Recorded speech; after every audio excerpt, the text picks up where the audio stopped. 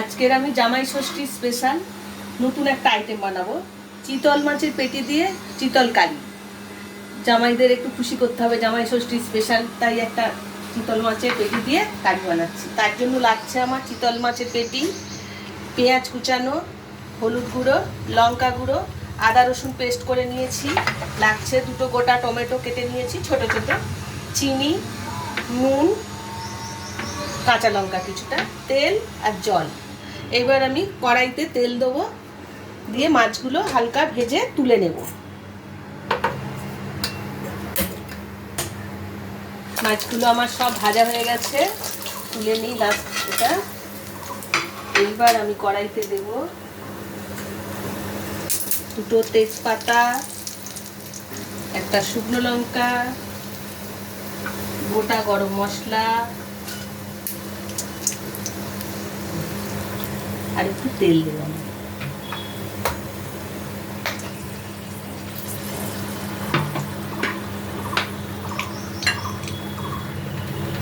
এইবার আমি কাটা পেঁয়াজগুলো দিয়ে দিলাম সব।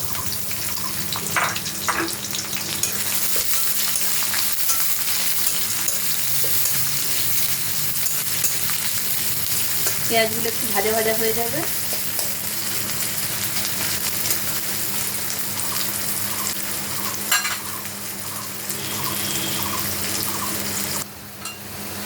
পেঁয়াজটা ব্রাউন করে ভাজা হয়ে গেছে। এবার আমি আস্তে আস্তে মশলাগুলো দেবো। টমেটো কুচোগুলো দিলাম এর মধ্যে,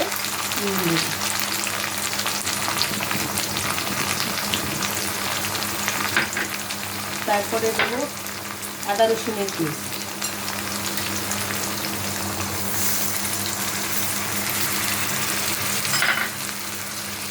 এবার দেবো লঙ্কা গুঁড়ো, তারপরে দেবো হলুদ গুঁড়ো, এবার দেবো 1 চামচ জিরের গুঁড়ো, চিনি একদম জাস্ট কালার হওয়ার মতো 2-4টে দানা দিলাম। দিয়ে আমি মশলাটা একটু কষিয়ে নেব।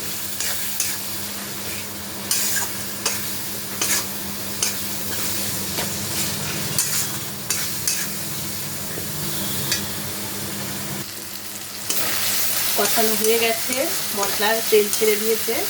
এখন আমি ওই সামান্য জল দেব, 5টা পিস মাছটা ডোবার মতো জল দেব।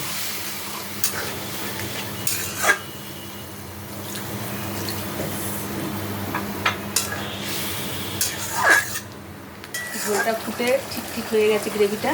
আমি এবার সমস্ত মাছগুলো আস্তে আস্তে একটা একটা করে ছেড়ে দেবো।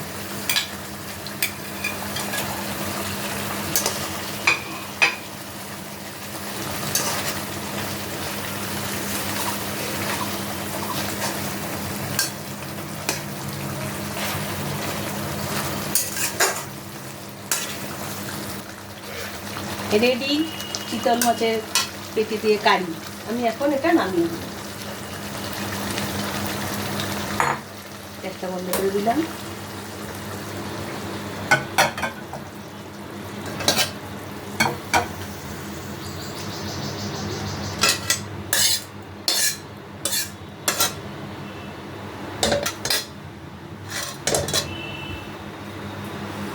রেডি হয়ে গেছে চিতল মাছের পেটি দিয়ে কারি, জামাই ষষ্ঠীর স্পেশাল। তাই সব শাশুড়ি মারা চেষ্টা করবেন এটা করার, তাহলে জামাইরা খেয়ে কিন্তু খুব খুশি হবে। শাশুড়িরা সবসময়ই চেষ্টা করেন জামাইদের খুশি রাখার।